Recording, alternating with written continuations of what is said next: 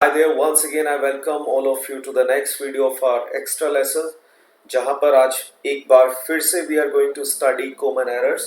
तो दोस्तों ये वीडियो भी बहुत इम्पोर्टेंट होने वाली है क्योंकि पिछली वीडियो में कॉमन एरर्स में हमने आर्टिकल्स को सीखा था, यानी उसमें ए हिंदी के यूजेस में जो हमारे एरर्स होते हैं उन पर हमने फोकस किया था। और आज आगे चलते हैं, कुछ ऐसे एडजेक्टिव्स और उससे रिलेटेड कुछ वर्ड्स ऐसे ले लेते हैं जिनमें हम अक्सर एरर्स करते हैं, या कुछ प्रेपोजिशनल फ्रेजेस होते हैं या वर्ड होते हैं, प्रेपोजिशन होते हैं जिनमें हम अक्सर एरर्स करते हैं। तो कॉमन की बात कर रहा हूँ तो इसीलिए मैंने इस चैप्टर को कॉमन एरर्स का नाम दिया है। तो जनरली जो हमारे एरर्स होते हैं इंग्लिश में उन पर हम फोकस करते हैं। देखिए सबसे पहले हम ले लेते हैं अबाउट को, ध्यान से देखिएगा। अबाउट यानी जब हम इसका यूज अप्रोक्सीमेटली की सेंस में करते हैं तब इसके यूज में अक्सर हमसे एक मिस्टेक हो जाती है, जिसको यहाँ पर देखिए I usually arrive home about at 6 o'clock। तो सामान्यतः मैं घर पर आता हूँ लगभग 6 बजे।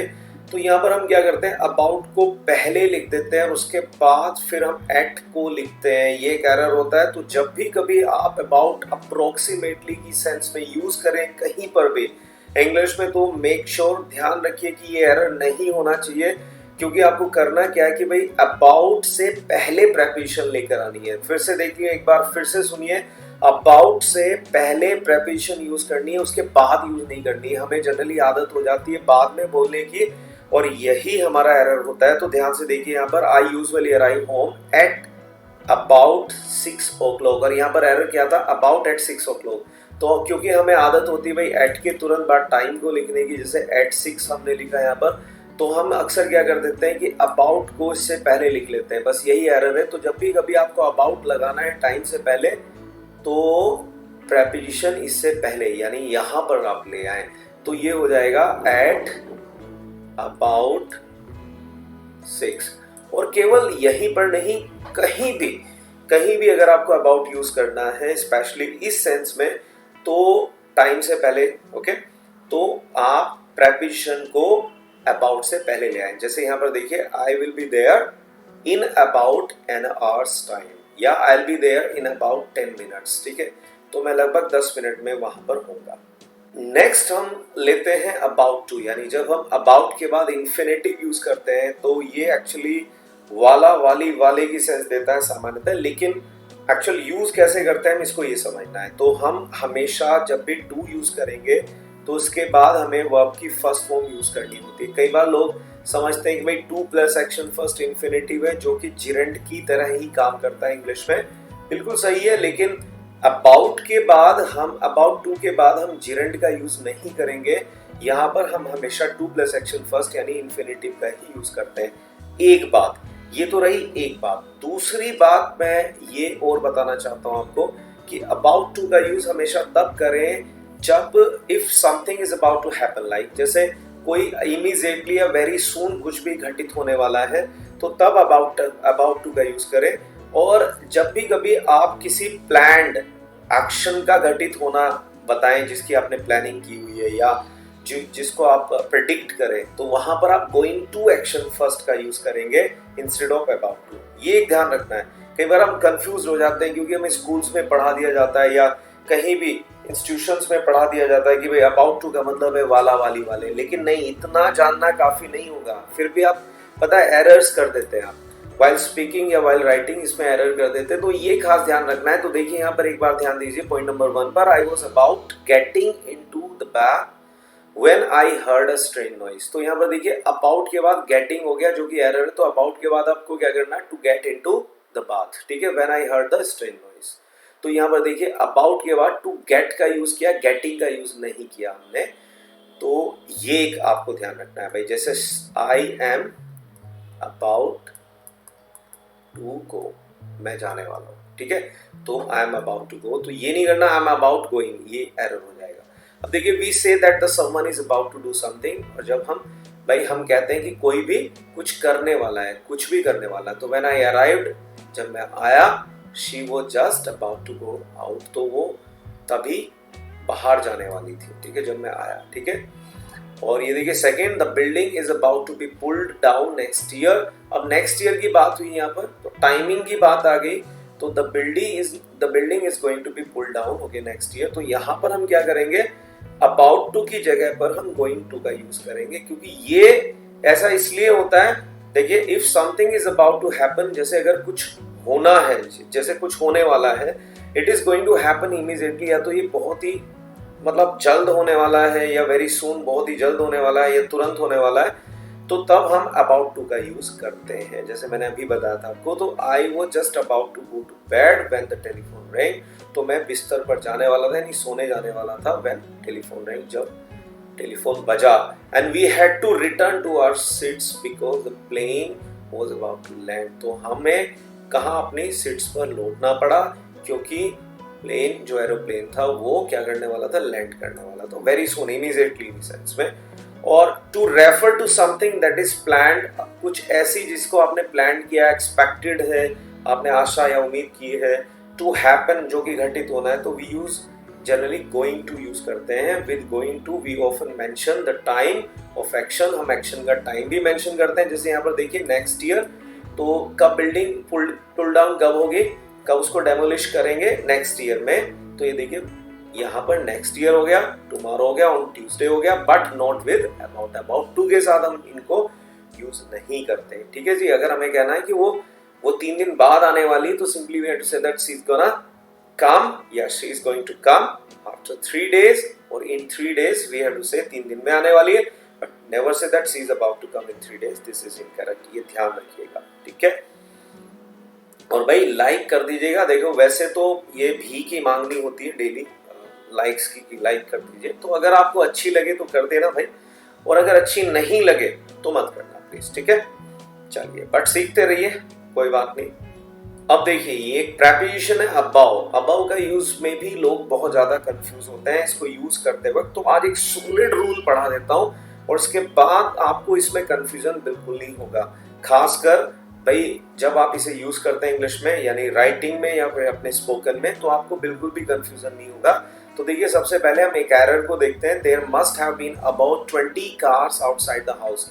मस्ट हैव बीन का मतलब होगा भाई होगी, एक अनुमानन, हम अनुमान लगाते हैं, एक संभावना क्रिएट करते हैं, वो भी positive, that there must have been about 20 cars outside the house. तो घर के बाहर कितनी होंगी, 20 से ज्यादा कार होंगी। तो यहाँ अबाउ हमने लगाया 20 से ज्यादा, जो कि एरर है, क्योंकि अबाउ का हम यूज इस सेंस में नहीं करते और इस तरह से नहीं करते।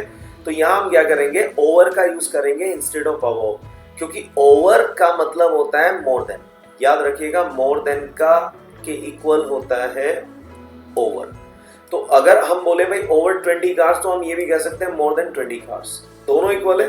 तो देखिए there must have been over 20 cars outside the house, तो क्या होंगे, 20 कार से ज्यादा कार होंगी बाहर। तो व्हेन वी मीन, देखिए जब हमारा मतलब होता है मोर देन बोलने का, तो we normally use that over का यूज करते हैं, जैसे over 2 weeks, over 20 pages, over 2 million signature, या ओवर 2000 पीपल, लाइक दिस, इस तरह से, या मोर देन 2000 पीपल, इस तरह से। इस मीनिंग में हम ओवर का यूज करते हैं। तो देखिए when we mean more than, जब हम मोर देन का की सेंस में यूज करते हैं, तो फिर अबाउ का यूज ना करके हमें ओवर का ध्यान रखना है कि ओवर हम कर सकते हैं। दोनों करेक्ट है, either can be used. When we mean higher than, अब देखिए जहां पर हम higher than की सेंस लगाते हैं भाई, उससे ज्यादा higher than, तो higher एक लेवल में, क्योंकि हम लेवल की बात करते हैं, तो than a particular level, देखिए कोई भी higher than a particular level, जब एक लेवल, एक स्तर की बात करते हैं, तो उसमें टेम्परेचर भी हो सकता है, कोई और भी चीज होती है। तो we can normally use that either word. फिर हम हमारे पास दो ऑप्शन आ जाते हैं, या तो हम ओवर या अबाउट दोनों में से कोई भी यूज कर सकते हैं उस सेंस में, लेकिन ओवर केवल तब यूज होगा जब मोर देन की बात करेंगे। अगर हम higher than a particular level की बात कर रहे हैं, तो हमारे पास दो ऑप्शन है, या तो हम ओवर यूज कर लें या अबाउट, दोनों में से कोई भी एक यूज हो जाए करेक्ट है जी। ठीक है, कोई दिक्कत नहीं है। तो यहाँ पर देखिए जैसे टेम्परेचर्स ओवर या अबाउ 100 डिग्री सेंटीग्रेड, या children you know that over about the age of 8, तो 8 साल की उम्र से ज्यादा के बच्चे, तो एक स्तर से ऊपर की बात की, और जब टेम्परेचर के स्तर की बात की तो ओवर अबाउ 100 डिग्री सेंटीग्रेड की बात हमने कर ली। यहाँ पर नेक्स्ट वर्ड है अपना एब्सेंट। एब्सेंट के साथ हमेशा फ्रॉम का यूज होता है, ये याद रखना है हमें। और इसका जब भी कभी आप कहीं से भी किसी को एब्सेंट दिखाते हैं, तो फ्रॉम का यूज करना ना भूले। जैसे anyone absent at work has to get a medical certificate. तो यहाँ पर देखिए एनीवन एब्सेंट फ्रॉम, ये देखिए फ्रॉम का यूज किया, work has to get a medical certificate. और we say that the someone is absent, यानी कोई भी एब्सेंट है फ्रॉम क्लास, क्लास से एब्सेंट है, स्कूल से एब्सेंट है, वर्क से एब्सेंट है, ठीक है, मीटिंग से एब्सेंट है, तो कहीं से भी एब्सेंट है। जैसे she was absent from school yesterday, वो कल स्कूल से एब्सेंट थी, तो एब्सेंट के साथ हमेशा फ्रॉम का यूज कर रहे हैं। नेक्स्ट वर्ड है हमारा एब्सोल्युटली, दिस इज एडवर्ब और इसका मतलब होता है बिल्कुल, पूरी तरह, यानी बिल्कुल। जैसे she is absolutely wrong, he is absolutely right. But most of the time एक चीज आपको ध्यान रखनी है एब्सोल्युटली में, कि इसका यूज हमेशा उन एडजेक्टिव से पहले करें जो कि ऑलरेडी वेरी को कंटेन करती है। यानी ऐसे बहुत सारे एडजेक्टिव्स हैं जिनमें वेरी निहित होता है, यानी उनमें पहले से ही वो कंटेन होती है और उनमें वेरी होता है। तो उन एडजेक्टिव से पहले अगर आप एब्सोल्युटली यूज करें तो ज्यादा बेहतर होगा, बल्कि एब्सोल्युटली की जगह आप वेरी यूज करें सिंपल एडजेक्टिव से पहले। तो ये देखिए यहाँ पर एब्सोल्युटली यूजफुल यूज हुआ है, तो अगर हम वेरी यूजफुल करेंगे दैट इज फार बेटर। क्योंकि देखिए we use absolutely before adjective, हम उन एडजेक्टिव से पहले एब्सोल्युटली का यूज करते हैं जो कि ऑलरेडी कंटेन करती है वेरी को, ठीक है जी। तो जैसे इस तरह के बहुत सारे एडजेक्टिव हो सकते हैं, जैसे वेरी ब्यूटीफुल के इक्वल होता है गॉर्जियस, तो you can say absolutely gorgeous बोल सकते हैं, बट एब्सोल्युटली ब्यूटीफुल आप कभी नहीं बोल सकते। इस तरह वेरी हैप्पी आप बोल सकते हैं, बट एब्सोल्युटली डिलाइटेड आप कह सकते हैं, बिकॉज वेरी हैप्पी के इक्वल डिलाइटेड होता है। तो इस तरीके के आपको यूज करना है इसको, इस तरीके से इसको जानना है as a part of their meaning. जैसे एब्सोल्युटली ऑफुल आप बोल सकते हैं, क्योंकि ऑफुल का मतलब होता है वेरी बैड, तो एब्सोल्युटली ऑफुल हो जाएगा, वेरी ऑफुल आप यूज नहीं कर सकते। एब्सोल्युटली फैसिनेटिंग हो जाएगा, क्योंकि वेरी इंटरेस्टिंग के इक्वल होता है ये, ठीक है। तो एब्सोल्युटली बोल सकते हैं। With other adjectives we use that very और एक्सट्रीमली हम यूज कर लेते हैं। जो भी अदर एडजेक्टिव्स हमारे होते हैं वहां पर अधिकता के लिए एक्सट्रीमली यूज करें, ठीक है, एक्सट्रीमली हॉट, वेरी हॉट, ठीक है, इस तरीके से आप यूज कर सकते हैं। नेक्स्ट वर्ड है हमारा अकोमोडेशन, राइट। अकोमोडेशन मतलब होता है भाई कहीं पर भी ठहरना, निवास, मतलब होना अस्थायी रूप से, दैट्स कॉल्ड अकोमोडेशन, ठीक है। तो यहाँ पर देखिए एक एरर है अकोमोडेशंस, लेकिन यहाँ पर भी एक कंफ्यूजन होता है हमें कि एक्चुअल क्या होता है कि भाई जो अमेरिकन इंग्लिश है उसमें हम प्लूरल में अकोमोडेशन में एस लगा देते हैं, but as far as the British English is concern that accommodation को हम अनकाउंटेबल मानते हैं और उसमें किसी भी तरह से एस या यस नहीं लगाते या एस नहीं लगाते इसको प्लूरल बनाने के लिए। तो ध्यान रखिएगा कि हम अकोमोडेशन में एस नहीं लगाते। तो accommodation for overseas students can be arrange, तो ओवरसीज स्टूडेंट्स के लिए अकोमोडेशन अरेंज की जा सकती है। तो यहाँ पर देखिए the plural form accommodation is used in American English but not in British English. In British English accommodation is an uncountable noun जिसको नहीं काउंट किया जा सकता and does not have a plural form, उसकी प्लूरल फॉर्म नहीं होती। जैसे the hostel provides accommodation for 238 students, तो 238 बच्चों के लिए यानी स्टूडेंट्स के लिए प्रोवाइड करती है अकोमोडेशन क्या, हॉस्टल, राइट। तो ये ध्यान रखना है। नेक्स्ट देखिए अकॉर्डिंग टू। अकॉर्डिंग टू में अनजाने में आप इतने सारे एरर्स कर देते हैं कि आपको शायद पता भी नहीं होता कि इतने एरर्स आप मतलब कर देते हैं। हालांकि आप डेलिबरेटली नहीं होते, ठीक है, हो जाते हैं, थोड़ा सा इग्नोरेंस होता है या फिर हमें चीज़ों का नहीं पता होता कि किस तरीके से उनको यूज करना है हमें, तो वो हम आज जान लेते हैं। देखिए according to professor Newman he says that management is a science. तो यहाँ पर देखिए according to professor Newman, professor Newman के अनुसार यहाँ पर हो गया, और फिर हमने जोड़ दिया एक्स्ट्रा दैट ही सेज, वह कहते हैं। तो ये गलत हो जाता है। या तो आप भाई according to professor Newman management is science ये कर लीजिए, या सीधा अकॉर्डिंग टू ये हटा दें यहाँ से और professor Newman says that, professor Newman says that the management is science, फिर या इसका यूज कर लीजिए। दोनों का एक साथ यूज नहीं कर सकते। तो we do not introduce a reported clause twice, तो हम रिपोर्टेड क्लोज को ट्वाइस इंट्रोड्यूस नहीं करते। Plus we can use either, या तो फिर हम अकॉर्डिंग टू फ्रेज का यूज कर सकते हैं या फिर सब्जेक्ट प्लस रिपोर्टिंग वर्ब का यूज करें, दोनों में से एक, बट नॉट बोथ टुगेदर, लेकिन दोनों को एक साथ यूज नहीं करेंगे, ये एरर होता है। सेकेंड देखिए अकॉर्डिंग टू मी, ये सबसे मतलब यू के भाई बहुत बड़ी मिस्टेक होती है। अकॉर्डिंग टू के बाद मी कभी मत लगाएं, क्योंकि अकॉर्डिंग टू एक्चुअली हमेशा क्या होता है कि किसी और की ओपिनियन के लिए, किसी और की मतलब बात के लिए हम यूज करते हैं, किसी और के व्यू के लिए बात करते हैं, अपने लिए हम अकॉर्डिंग टू नहीं लगाते। अकॉर्डिंग टू की जगह हम इन माई ओपिनियन यूज कर लेते हैं। जैसे आपको कभी बोलना है होता है ना कि भाई मेरे अनुसार, तो अकॉर्डिंग टू मी कभी यूज ना करें, हमेशा बोले इन माई ओपिनियन। तो इन माई ओपिनियन, तो ये सही होता है और ये आपका गलत होता है, तो कभी यूज ना करें, राइट। तो ये देखिए, according to me all nuclear weapons should be destroyed, सभी न्यूक्लियर वेपन्स को डिस्ट्रॉय कर देना चाहिए, उनका विनाश कर देना चाहिए, खत्म कर देना चाहिए। That so in my opinion all nuclear weapons should be destroyed, तो ये सही रहेगा instead of according to me. तो देखिए, we can say according to you, according to her, according to him, according to them, but not according to me या us, क्योंकि we use according to you know the report another person's opinion or statement, not our own। हम खुद के लिए नहीं use करते, ये ध्यान रखिएगा। और अकॉर्डिंग टू का एक लास्ट पॉइंट और देख लेते हैं guys, that according to Erica's opinion the forest should be left alone। तो देखिए यहाँ पर फिर से एक एरर हुआ भाई, अकॉर्डिंग टू या तो एरिका कर दीजिए, फिर ओपिनियन लगाने की जरूरत नहीं है, या फिर इन एरिका's ओपिनियन कर लीजिए, फिर अकॉर्डिंग लगाने की जरूरत नहीं है। तो इन दो तरीके से, क्योंकि we do not use opinion after according to. तो मैंने जैसे स्टार्टिंग में आपको बता दिया था भाई, अकॉर्डिंग टू के बाद ओपिनियन का यूज ना करें, ठीक है, तो ये ध्यान रखिएगा। नेक्स्ट देखिए, यहाँ पर अक्यूज एक एक्शन है, हालांकि अक्यूज में ईडी लगाकर अक्यूज्ड, हम इसको पास्ट पार्टिसिपल की तरह भी यूज करते हैं, जो कि एडजेक्टिव की तरह काम करता है स्ट्रेटिव फॉर्म में।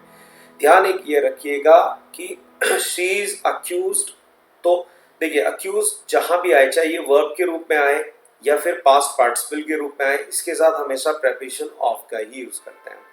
तो यहाँ पर देखिए, शी अक्यूज्ड मी, उसने मुझ पर आरोप लगाया। अक्यूज मीन्स होता है आरोप लगाना, आरोपित करना। शी अक्यूज्ड मी, उसने मुझ पर आरोप लगाया था for not telling the truth, सच ना बताने का। ये गलत हो गया, तो she accused me of not telling the truth, सच ना बताने का आरोप लगाया था।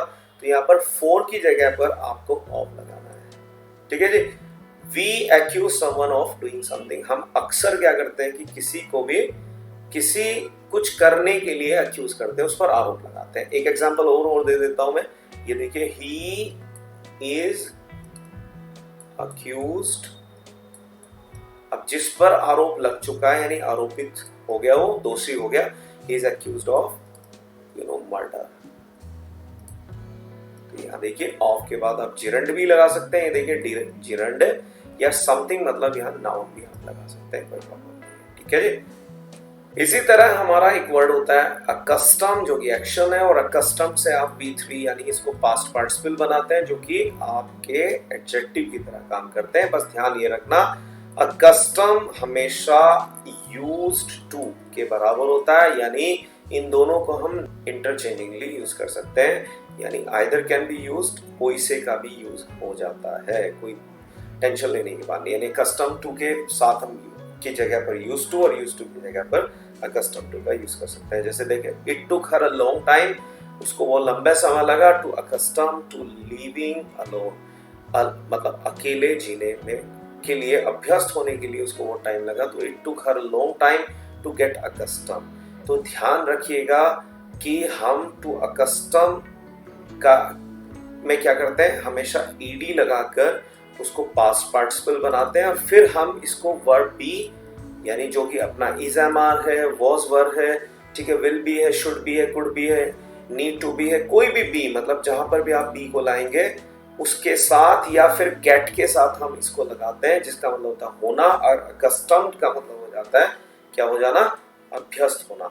तो आप प्रेफरेंस दीजिएगा अकस्टम्ड को बी के साथ और गेट के साथ यूज करने का।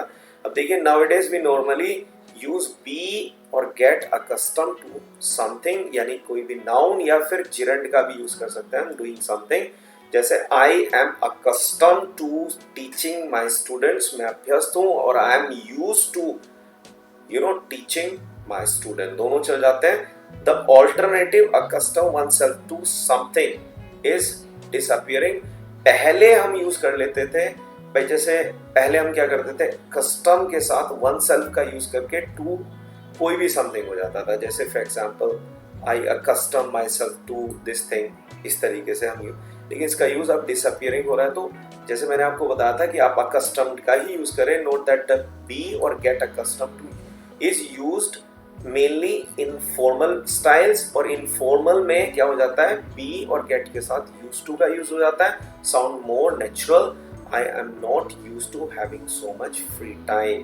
तो ठीक है, मेरे पास ज़्यादा मतलब टाइम, फ्री टाइम होने का मैं अभ्यस्त नहीं हूँ, मेरे पास होता नहीं है मतलब ज़्यादा टाइम, दैट इज, ठीक है, इस तरीके से यूज करना। अब देखिए जैसे ये example, I am not accustomed to see boys and girls in the same classroom. तो यहाँ पर एरर क्या हुआ है कि जनरली हमें कंफ्यूजन ये हो जाता है, या फिर हमें इस तरह से ट्रेनिंग दी जाती है कि भाई जहाँ भी टू आ रहा है, भले वो किसी पास्ट पार्टिसिपल के पीछे हो या किसी एक्शन के पीछे हो या कहीं भी, यानी किसी एडजेक्टिव के पीछे हो, तो वहां पर हम टू प्लस एक्शन फर्स्ट लगाकर इन्फिनेटिव बना ले। नहीं, ऐसा नहीं होगा। सिंपली ध्यान रखना, यूज टू हो, अकस्टम टू हो, लुक फॉरवर्ड टू हो, उनके बाद हम जिरंड का यूज करें। और जिरंड एक्चुअल क्या होता है, वर्ब की फर्स्ट फॉर्म आईएनजी। आगे मैं देखिए और भी वीडियोस आपको नॉन फाइनाइट सीरीज में दूंगा, तो वहां पर आपको जिरंड सिखाएंगे। लेकिन उससे पहले ध्यान रखिएगा कि अगर किसी भी वर्ब की फर्स्ट फॉर्म में हम आईएनजी लगाते हैं और वो ना की साउंड दे, तो उसे हम नाउन की तरह से काम कराते हैं। होती वो वर्ब्स है, अपने सेंस वो वर्ब की देखिए, लेकिन काम उसका नाउन की तरह होने लगता है। तो यहाँ पर देखें, I am not accustom to seeing, यहाँ पर जिरंड का यूज हो गया। अगर यहाँ यूज टू होता तो भी हम यहाँ पर सीइंग का ही यूज करते हैं, सी का यूज नहीं करते। ध्यान एक रखिएगा, यूज्ड, ये देखिए यहाँ पर यूज्ड, प्रोनाउंसिएशन देखिए यूज्ड, इसको यूज्ड बोलते हैं। लेकिन अगर हम यूज्ड के साथ टू लगाते हैं और इसको हम मॉडल वर्ब की तरह यूज करते हैं, तो उसकी प्रोनाउंसिएशन यूज्ड हो जाती है, यूज्ड टू। और अगर हम इसको एडजेक्टिव की तरह भी यूज करते हैं तो भी इसकी प्रोनाउंसिएशन यूज्ड टू ही हो जाती है, तब इसको हम यूज्ड नहीं बोलते। ये खास बात ध्यान रखनी है। तो दोस्तों ये था अभी तक इस वीडियो में, जो कि एक्स्ट्रा लेसन में मैंने कॉमन एरर्स की सेकंड वीडियो आपको दी है। आशा करता हूं कि इसमें आपने बहुत कुछ सीखा है, और आप जितना भी आपने सीखा है इसको आप अपनी इंग्लिश में यूज करेंगे आज के बाद, यानी from today onwards, henceforth you are going to use all the things। Practice करते रहिए। बेसिक देखिए, अभी सारी क्लासेस बेसिक सीरीज में चल रही है, घबराइए मत। आपको एडवांस भी दूंगा मैं, आपको एक्सेंट मैं सिखाऊंगा, प्रोनाउंसिएशन आपकी रहेगी। लेकिन उसके लिए आपको वीडियो ये चैनल सब्सक्राइब करना होगा। तक के लिए इतना ही, अपना ख्याल रखिएगा। Thank you so much.